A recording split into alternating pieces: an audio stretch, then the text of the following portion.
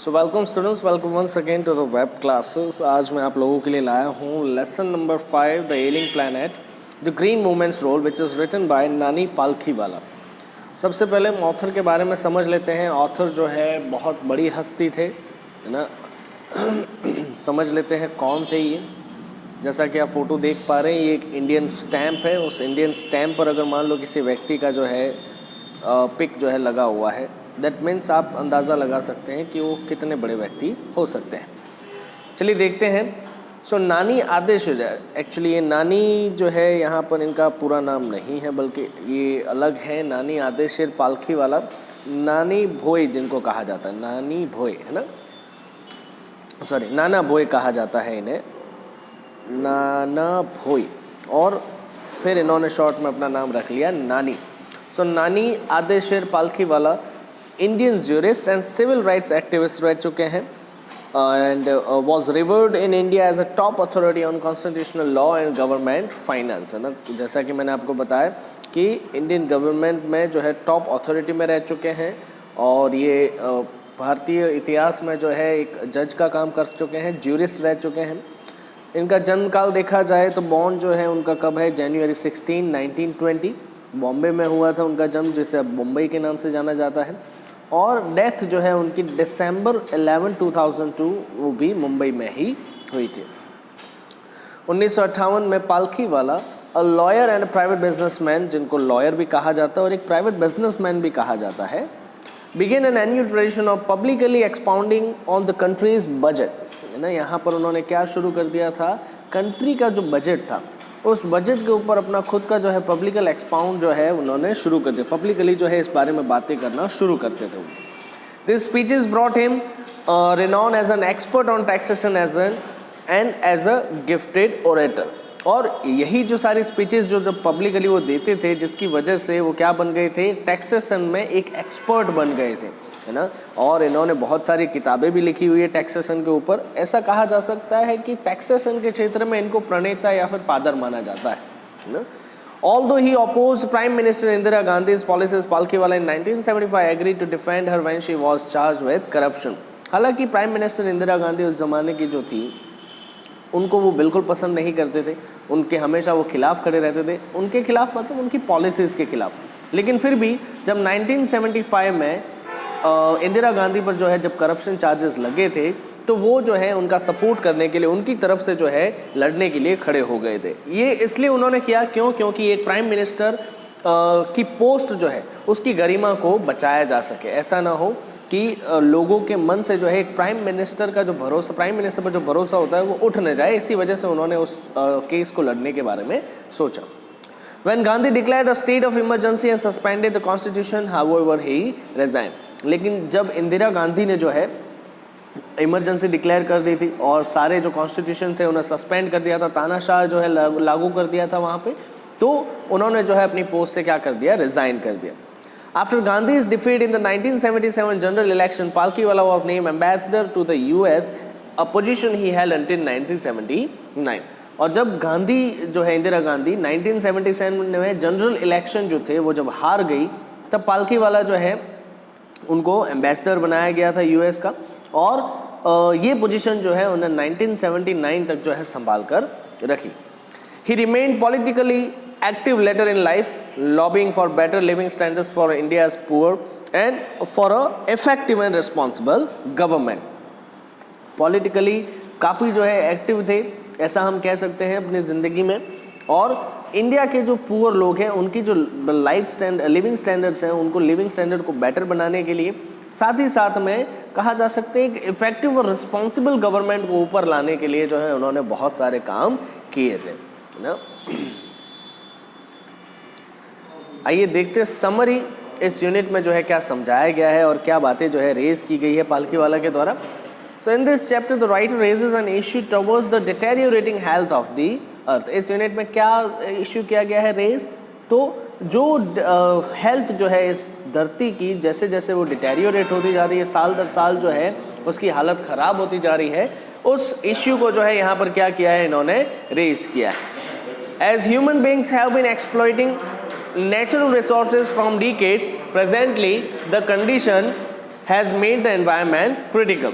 और जैसे जैसे इंसान जो है नेचुरल रिसोर्सेज को सदियों से कहा जा सके दशकों से कहा जा सके एक्सप्लॉइट करता आ रहा है, शोषित करता आ रहा है, आज जो कंडीशन है एनवायरनमेंट की वो कैसी है, बहुत ही क्रिटिकल है।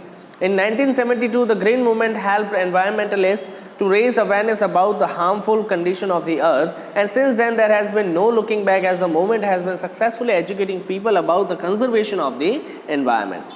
1972 में सबसे पहले जब ग्रीन मूवमेंट को स्टार्ट किया गया तो जितने भी एनवायरमेंटलिस्ट थे उन सभी को काफ़ी मदद मिली ताकि वो जो है ये जो नुकसान पहुंच रहा है धरती को उसके बारे में लोगों तक अवेयरनेस जो है लाई जा सके।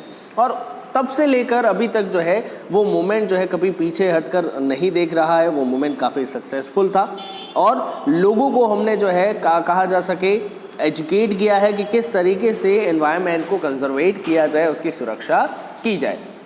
अर्थ is like a patient whose health is declining and it is our duty to improve it. Earth जो है क्या है, एक प्रकार का पेशेंट है ना, जिसकी हेल्थ जो है दिन ब दिन कैसी होती जा रही है, ख़राब होती जा रही है और हम जो है डॉक्टर हैं, हमें जो है इसको सुधारना पड़ेगा।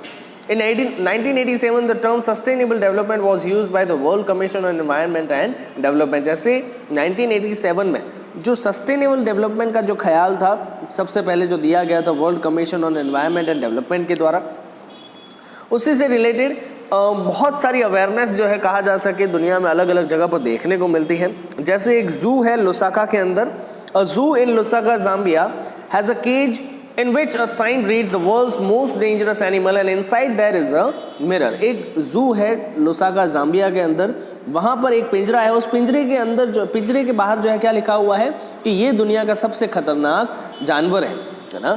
और उस पिंजरे के अंदर कोई जानवर नहीं बल्कि क्या है, उस पिंजरे के अंदर एक कांच है, एक मिरर लगा हुआ है। मतलब कहना क्या चाहते हैं कि इस दुनिया का सबसे खतरनाक जानवर कौन है, इंसान खुद है। It gives a message that human beings are the most dangerous animals।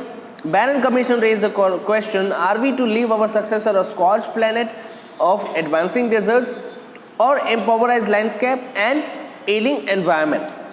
ये जैसा कि मैंने बताया कि एक मैसेज देता है कि इंसान ही जो है दुनिया का सबसे खतरनाक एनिमल है। उसी से रिलेटेड एक और जो है कहा जा सके अवेयरनेस दिखाई देती है। किसके द्वारा रेज किया गया था ये, तो बैरन कमीशन के द्वारा। बैरन कमीशन ने एक क्वेश्चन रेज किया था क्या, कि क्या हम हमारे आने वाली पीढ़ी को एक स्कॉच प्लेनेट, मतलब एक खराब प्लेनेट जिसमें क्या बढ़ता जा रहा है, डेजर्ट्स बढ़ते जा रहे हैं ना, दिन ब दिन जो है बंजर होती जा रही है ज़मीनें और लैंडस्केप जो है वो कैसे होते जा रहे हैं, बिल्कुल एम्पावराइज, बिल्कुल ख़राब होते जा रहे हैं। एनवायरनमेंट कैसा होता जा रहा है, बिल्कुल एलिंग है ना, बिल्कुल बीमार जो है ऐसा हम कह सकते हैं। तो क्या हम हमारे आने वाली पीढ़ी को हम ये सारी चीज़ें जो है देना चाहते हैं? ये जो है क्वेश्चन किसने रेज किया था, बैरन कमीशन ने। तो ये दिखाता है कि किस तरीके से ग्रीन मूवमेंट जो है सक्सेसफुल रहा है और लोगों तक अपनी बात जो है पहुंचाने में जो है काफ़ी सक्षम रहा है।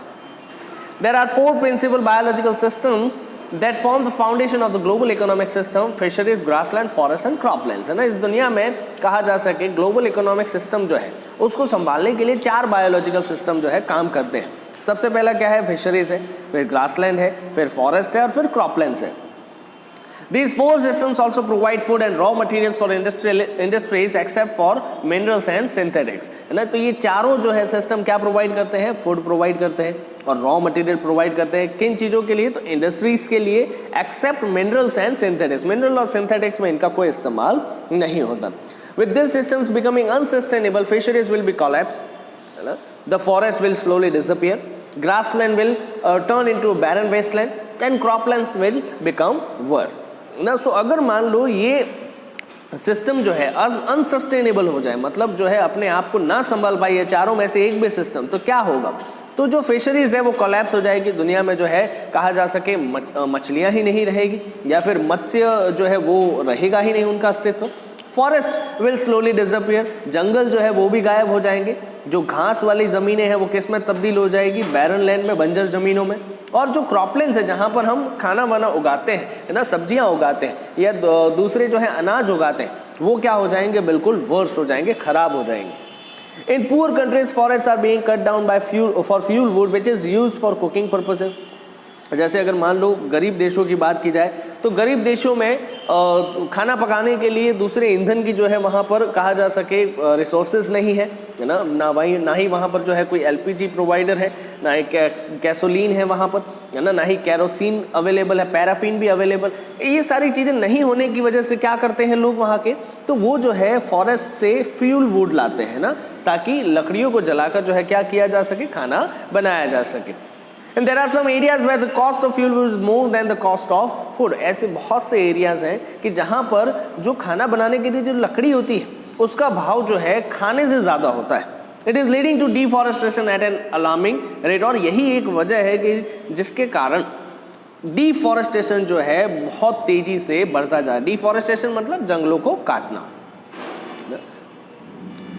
One of the reasons of the exploitation of the environment is in increasing pollution, है ना। यहाँ पर जो है सबसे बड़ा रीज़न क्या दिया जा रहा है ये एनवायरनमेंट का शोषण होने का, तो इंक्रीजिंग पॉपुलेशन, जो जनसंख्या धीरे धीरे जो बढ़ती जा रही है ना।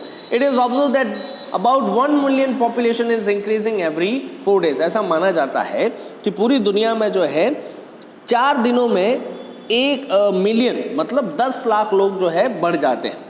This is not a good sign, और ये सीधी सी बात है, एक अच्छी बात नहीं है। There is an urgent need to control over population in the world. जिस तरीके से पॉपुलेशन बढ़ती जा रही है उस पॉपुलेशन को हमें कंट्रोल करने की ज़रूरत है। Development is the best contraceptive for this problem as it will help in reduction in fertility, increase in education and income and empowerment and health, है ना, improvement in health, sorry. So यहाँ पर एक better contraceptive किसको माना जा रहा है, डेवलपमेंट को, कि अगर विकास होगा तो सीधी सी बात है ये जो फर्टैलिटी रेट है इसमें थोड़ा सा रिडक्शन आएगा। क्योंकि लोगों में एजुकेशन जो है वो बढ़ेगा, इनकम लोगों की बढ़ेगी, है ना, और हेल्थ जो है वो क्या होगा, धीरे धीरे इम्प्रूव होगा। We must see the world as a whole and not as dissociated parts. और सीधी सी बात है, हमें इस दुनिया को जो है एक समझना चाहिए, ना कि अलग अलग कॉन्टिनेंट के तौर पर इसे देखना चाहिए। It is holistic and ecological view. According to Lester Brown, we have not inherited the earth from our forefathers, but we have borrowed it from our future generation, है ना। तो अकॉर्डिंग टू लेस्टर ब्राउन का कहना ये है कि हमने ये धरती जो है हमारे बाप दादाओं से जागिरात में नहीं हासिल की है, बल्कि हमने ये हमारे आने वाली पीढ़ी से उधार लेकर रखी है, जिसे हमें जिस हालत में है उसी हालत में वापस सौंपनी चाहिए, राइट। सो आई होप आप लोगों को ये समझ में आया होगा इस यूनिट में क्या समझाया जाने वाला है। आगे मिलते हैं नेक्स्ट लेक्चर में इसकी डिटेल एक्सप्लेनेशन के साथ में। Till then stay safe, stay home, thank you.